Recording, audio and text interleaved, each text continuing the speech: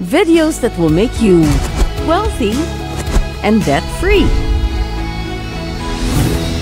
Ikaw ba ay may housing loan? Ano kaya magandang gawin? Bayaran ng buo o bayaran ng pakonti-konti? Kung gusto nyo malaman, you are in for a treat. Hi there, this is Chinkitan, your pambansang wealth coach. Sa araw na ito, pag-uusapan po natin to pay or not to pay your housing loan.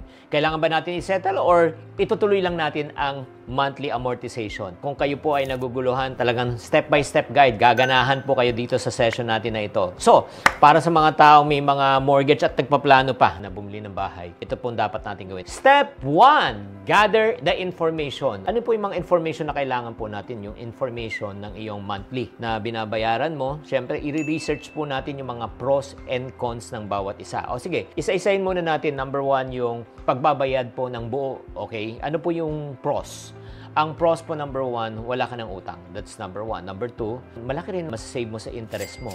Like for example, kung kayo ay nagbabayad ka ng housing loan ng mga 20,000 a month, sample lang. Alam nyo ba, more or less, ang napupunta talaga dyan sa mga interest na sa mga 12,000 pesos, 40% lang or 50% ang napupunta sa principal. So ngayon, masasave nyo na po yung potential interest, no, na ika nga binabayaran nyo. Number 3, syempre may peace of mind ka. Peace of mind na wala ka ng utang, wala ka ng obligasyon at iyo na yung bahay. However, may cons po naman kung magbabayad agad tayo ng bahay ngayon na in full. Kasi, syempre, malaking mawawala sa natabi mong pera or sa ipon funds mo. And then, syempre, ang mangyayari po niyan, imbis na maipalago nyo pa yung pera, kung pwede nyo mapalago sa pera sa negosyo, hindi nyo na magagamit ang pera. Bakit? Naipit na po kasi sa pagbabayad po ng bahay. Ano naman po ang second alternative? Ang second alternative po naman, tuloy-tuloy pa rin natin ang pagbabayad ng ating tinatawag na monthly amortization. Ano man po ang pros yan? Number 1, hindi kayo maglalabas po ng malaking amount. So, meron kayong pondo na extra. Number 2, meron kayong tinatawag na fund flexibility just in case magkaroon po ng panibagong opportunity, investment opportunities, business opportunities. Pwede natin po magamit ang pera para ito po ay tumubo pa ng mas malaki.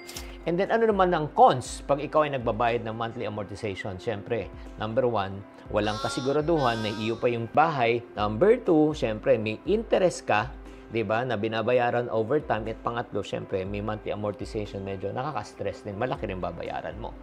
So, right now, ano pong gagawin natin? I-evaluate po natin. After na nakuha mo na lahat ng information, no? Ano po ang kailangan natin gawin para mabayaran po natin ng buo itong bahay po natin? Number 1, para mabayaran mo ng cash yan, kailangan liquid ka. High insufficient funds. Ang ibig sabihin po niyan, kailangan meron kayong sobrang-sobrang pera. And number 2, tatalungin mo, align ba yan sa goals mo at saka sa values mo? Ano ba matimbang sa'yo? Peace of mind o maliit ang babayarin? O, di ba? Titimbangin mo yan kung ano yung mas okay sa'yo. And then next, check mo rin ang potential risk.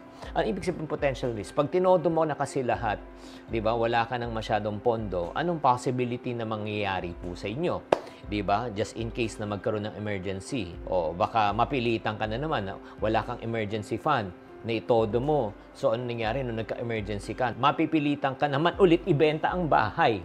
Di ba? Para magkaroon ka ng pera. Lalo na kung may pinapatakbo ka negosyo. So, ang kagandahan po nito, syempre naman, financially free ka na. In other words, napakaganda po niyan pag yan po ang nangyari po sa inyo. Paano naman kung okay rin ba kung talagang monthly amortization ang pipiliin ko? Well, ideal yan para sa mga taong medyo kapos pa rin ang budget. Wala ka talagang choice kundi magbabayad ka ng patuloy-tuloy. Pero syempre naman, uulitin ko, may babayaran kang interest. Syempre, may risk din yan. Baka wag naman sana na mawala ang trabaho, mawala ang negosyo, humina ang kita, wala ka ng pambayad. Baka ano nga, maremata pa. Di ba? Kaya ngayon, paano natin malalaman talaga kung talagang panahon na? Oo. Ano bang mas maganda? Bayaran in full o bayaran dahan-dahan? Ito na. Number 1, i-assess mo talaga ang kakayanan mo. Kung kaya mo, di ba? Kaya ko. Kaya natin lahat. Hindi kung kaya mong bayaran. At sobra-sobra, hindi ka may stress, bayaran mo na, di ba? Para wala ka ng interest. Pero pag sinasabi mong hindi mo pa talaga kaya, yung parang ipupush mo lang kasi nanghihinayang ka lang sa babayang ng interest, wala kang emergency fund, pag-isipan mo muna. And then again, check mo muna right now, meron ka bang paggagamitan sa pera mo? Lalo na kung ikaw ay nagnenegosyo, bibigyan ko kayo ng perspective. Kung kayo ay nagbi-business, kailangan nyo ng pondo, mas maganda na gamitin nyo yung pera sa negosyo. Bakit?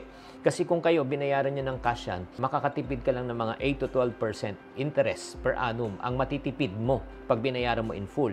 Pero pag ninegosyo mo ang pera na itabi mo, pwede kang kumita ng 30 to 50% or even 100%. Lagay na natin sa 30% per year ang kinita mo dahil sa nagnegosyo ka. So, bayaran mo na yung 10%, 30%, may 20% ka pang kita sa pera mo. Diba? So, in other words, kung kailangan mo ng pera sa negosyo, mas maganda yung alternative, wag mo muna bayaran. Or if not naman, kung talagang naguguluhan ka pa rin, no, kung mausap ka na talaga ng mga eksperto, ng mga taong kakilala mo na pwede kang talagang bigyan ng tamang desisyon. Lalo na po, pagdating po sa mga malalaking babayarin tulad nito. Kaya nga parati kong sinasabi, it took you a lifetime to save the money, to earn the money. Diba? But it will take you only one bad decision to lose everything. Kaya huwag kayo magmamadali. I hope naman nakatulong tong episode na ito para malaman ang pros and cons kung ikaw ba ay magpapatuloy na magbayad or babayaran mo na lang in cash. Lalo na para sa mga taong shoutout lang sa mga tao na gusto pa talagang malaman about real estate. No? You want to have a deep understanding on how to invest, how to make money, paano magpaupa, paano magpa-flip. You can just check out Real Estate 101 po. It's an online course that we develop para mentoran kayo, ma-coachan kayo to make the wise decision. Just check out na lang sa link sa may comment section. Maraming salamat. If you like this video, kung nagustuhan nyo to at naliwanagan po kayo, do me a favor, please share this video with your friends para mas matuto rin sila to pay or not to pay the house or the property in full. Tatandaan, tamang karunungan, tamang disiplina ang susi sa pagyaman.